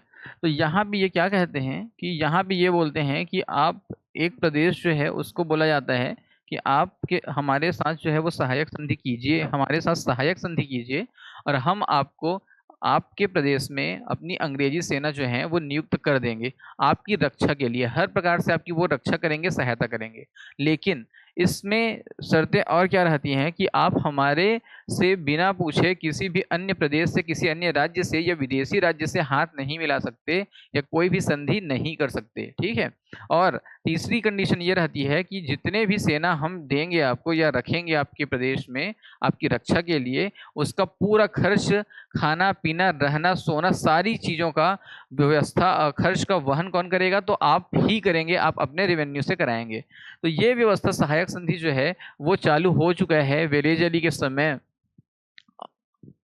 और ये व्यवस्था आप समझ सकते हैं कि कितनी जो है बाध्यता वाली व्यवस्था है। इसमें एक प्रकार से बंदिश में रहेंगे जितने भी शासक इस संधि को स्वीकार करते हैं वो। तो यहाँ पे देखते हैं कि यहाँ पे अभी बालाजी बाजीराव जो रघुनाथ राव के पुत्र हैं, वो राजा हैं, शासक पेशवा हैं बालाजी बाजीराव। अब बालाजी बाजीराव क्या कर रहे हैं कि उनके भोसले जो शासक हैं और इंदौर के जो होलकर हैं, ये दोनों में अपना प्रभाव जो है वो बढ़ाने के लिए दोनों को आपस में लड़ाने की कोशिश करते हैं कि भोसले ज़्यादा पावरफुल हो जाएगा या होलकर ज़्यादा पावरफुल हो जाएंगे, दोनों मिल के पावरफुल हो जाएंगे। इसलिए वो क्या करते हैं कि दोनों को लड़ाने की कोशिश करते हैं। और यही इसी प्रकार की चीज़ें जो हैं वो कौन करते हैं? तो भोसले और होलकर भी करते रहते हैं कि ये चाहते हैं कि हमारा प्रभाव जो है वो बढ़े। और इसी बीच क्या होता है कि इस बीच जो है वो बालाजी बाजीराव क्या करेंगे कि बालाजी बाजीराव यहाँ पे होलकर जो हैं,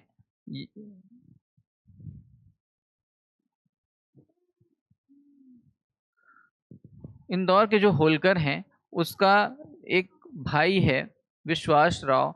विश्वास राव जो है, विश्वास राव होलकर प्रमुख है। देखो होलकर में प्रमुख कौन है? विश्वास राव है। बालाजी बाजीराव क्या करेंगे? विश्वास राव का एक भाई है पिट्ठू जी होलकर नाम है उसका, पिट्ठू जी होलकर। और पिट्ठू जी होलकर को बालाजी बाजीराव क्या करेंगे? मरवा देंगे, हाथी से कुचल के मरवा दिया जाएगा इनको। इनकी हत्या हो जाती है।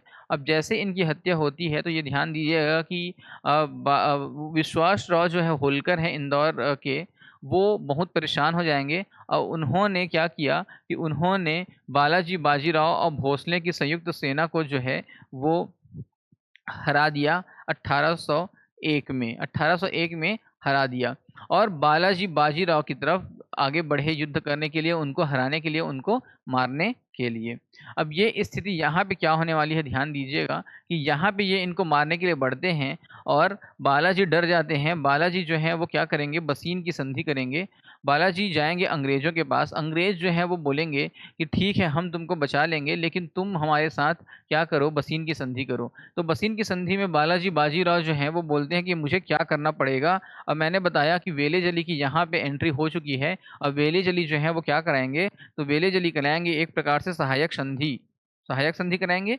और सहायक संधि की शर्तों के अनुसार जितनी शर्तें मैंने बताई थी वो शर्तें यहाँ पे होंगी। और यहाँ पे क्या किया जाएगा कि जो है वो सूरत वाला जो नगर है, सूरत नगर, वो उसको हमको दे दीजिए, ये मांग किया जाएगा अंग्रेजों के द्वारा। सूरत नगर को किसको दे देंगे? अंग्रेजों को दे देंगे, ठीक है। और पूना वाला जो क्षेत्र है वहाँ पे भी मांग किया जाएगा कि तुम पेशवा हो, तुम पूना क्षेत्र में जितने भी रेवेन्यू कलेक्शन होंगे उसको हमको दोगे।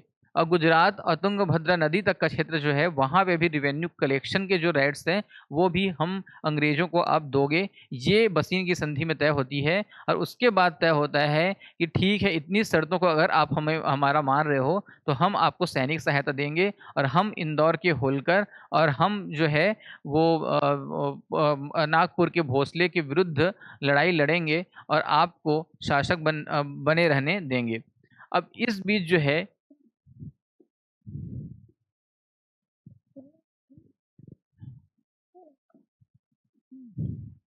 जो है ध्यान दीजिएगा कि बसीन की संधि को कालांतर में मराठों द्वारा चुनौती दी गई। दौलत राव सिंधिया और रघुजी भोसले द्वितीय ने अंग्रेजों के विरुद्ध संयुक्त मोर्चा बना लिया। अब इतनी सारी संधि में शर्तें थी कि ये शर्तें मानने के लिए ये लोग बाध्य हो चुके थे क्योंकि स्थिति ऐसी निर्मित हो गई थी कि उनके पास कोई चारा नहीं बचा था। लेकिन जैसे वो वहाँ पे घर जाके आराम करते हैं और रात्रि में जो है वो जब विचार करते हैं, तो उनको संधि जो है वो बहुत ही ज़्यादा विवादास्पद लगती है और बहुत खराब अनुभव होता है, इनको लगता है।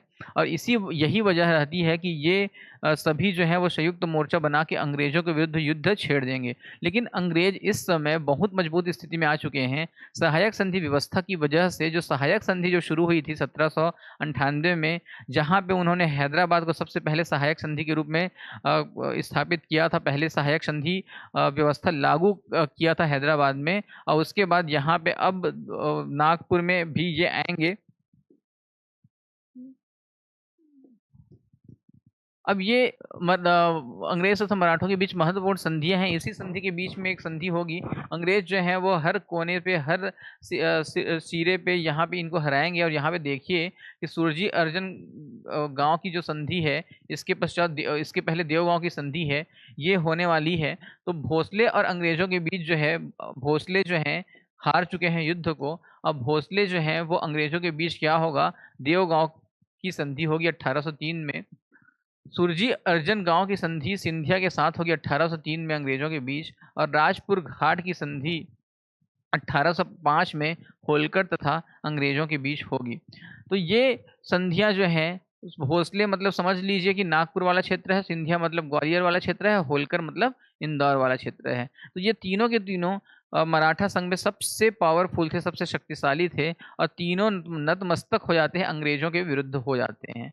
और जैसे नतमस्तक होंगे तो ये युद्ध द्वितीय आंग्ल मराठा युद्ध भी समाप्त हो जाएगा, क्योंकि अंग्रेजों ने तीनों को के साथ सहायक संधि करके एक प्रकार से उनको हरा दिया है और अपनी भूमिका जो है महत्वपूर्ण रूप से शीर्ष पे रख ली है। द्वितीय आंग्ल मराठा युद्ध जो है वो इन संधि के साथ समाप्त हो जाएगा। द्वितीय आंग्ल मराठा युद्ध जैसे समाप्त होगा तो लास्ट में हम तीसरे आंग्ल मराठा युद्ध के समय इस जो है वो आएंगे। तीसरा आंग्ल मराठा युद्ध 1816 से 18 के बीच होगा, और ये 1816 से 18 के बीच होगा। और इसमें देखिए नागपुर की संधि, ग्वालियर की संधि, पूना की संधि और मंदसौर की संधि, ये 4 संधियां होंगी। तृतीय आंग्ल मराठा युद्ध की कहानी हम अगले क्लास में पढ़ेंगे। तब तक के लिए आप इस क्लास में पढ़ाए गए सारी चीज़ों को रिवीजन कर लीजिएगा। मैं फिर से आपको बता देता हूँ कि शिवाजी के मृत्यु के पश्चात संभाजी के पश्चात साहू जी के पश्चात राजा राम और ताराबाई की भूमिका थी। खेड़ा का युद्ध एक हुआ था, और उसके पश्चात मैंने बालाजी विश्वनाथ के बारे में बताया था। बालाजी विश्वनाथ के पश्चात बाजी राव प्रथम के बारे में बताया था, जिन्होंने मराठा कन्फेडरेशन या मराठा काउंसिल का गठन किया था, मराठा संघ का निर्माण किया था। और उसके पश्चात मैंने बताया था कि नादिर शाह का आक्रमण होगा, अहमद शाह अब्दाली या दुर्रानी का आक्रमण होगा, और 1761 14 जनवरी 1761 की बात होगी। और यही वो युद्ध है जिसमें महाराष्ट्र में हर एक परिवार ने एक ना एक व्यक्ति को खोया अपने घर से। और उसके पश्चात रघुनाथ राव जो है वो अपना गद्दी के लिए लड़ेंगे, और गद्दी चाहिए करके वो रोना शुरू करेंगे। और इसी बीच वो जो है वो नारायण राव को मार भी देते हैं। लेकिन उनको गद्दी नहीं मिलती, क्योंकि 12 भाई परिषद जो है वहाँ पे काम करता है। नाना फडणवीस और महाजी सिंधिया की वहाँ पे भूमिका है। और अंग्रेजों से वो जा मिलते हैं कि अंग्रेजों से मराठा है रघुनाथ राव, और अंग्रेजों से जा मिलेंगे कि मेरी सहायता कीजिए, मुझे गद्दी चाहिए किसी भी कीमत पे। और अंग्रेजों से बोलते हैं कि मेरे मराठा राज्य में ही जाके आप हमला कीजिए, उनको मारिए, भगाइए, और मुझे गद्दी जो है वो दे दीजिए, और किसी भी शर्त पे आप मुझे गद्दी दीजिए। और यही कारण था कि सूरत की संधि होती है, और सूरत की संधि में अंग्रेज उनके पक्ष में बात कर रखते हैं कि हाँ ठीक है, हम तुमको गद्दी दिलाएंगे। तो प्रथम आंग्ल मराठा युद्ध का ये कारण बनता है सूरत की संधि, जो सालबाई की संधि से खत्म होती है। और दूसरा आंग्ल मराठा युद्ध होता है बसीन की संधि से। तो यहाँ पे ध्यान दीजिएगा, जो खत्म होता है राजपुर घाट की संधि से। तृतीय आंग्ल मराठा युद्ध का जो निर्मित होगा वो लॉर्ड वहाँ पे हेस्टिक्स रहेंगे, और यहाँ पे नागपुर की संधि जो है और मंदसौर की संधि जो है से शुरू और ख़त्म होगी क्रमशः। ये युद्ध जो है तृतीय आंग्ल मराठा युद्ध की पृष्ठभूमि पिंडारियों की वजह से बनेगी। जो पिंडारी लगातार मराठा सेना में बढ़ चढ़कर हिस्सा लेते रहे हैं। पिंडारी जो है वो किसी जात धर्म से बिलोंग नहीं करते। पिंडारियों का जो है वो एक खुद का क्षेत्र विशेष है, और वो गौरिल्ला युद्ध लड़ने के लिए माहिर माने जाते हैं। उनको जो है वो लाया जाता है पैसे से में देकर, उनको एक पैसे देके उनको पारिश्रमिक दे के लाया जाता है युद्ध लड़ने के लिए। उन वो युद्ध लड़ने की कला में निपुण हैं और पिंडारियों को लॉर्ड हेस्टिंग्स जो है वो हटाने की बात कर रहे हैं, और यही वजह थी कि तृतीय आंग्ल मराठा युद्ध का प्रारंभ होता है। तो अगले क्लास में हम देखेंगे तृतीय आंग्ल मराठा युद्ध।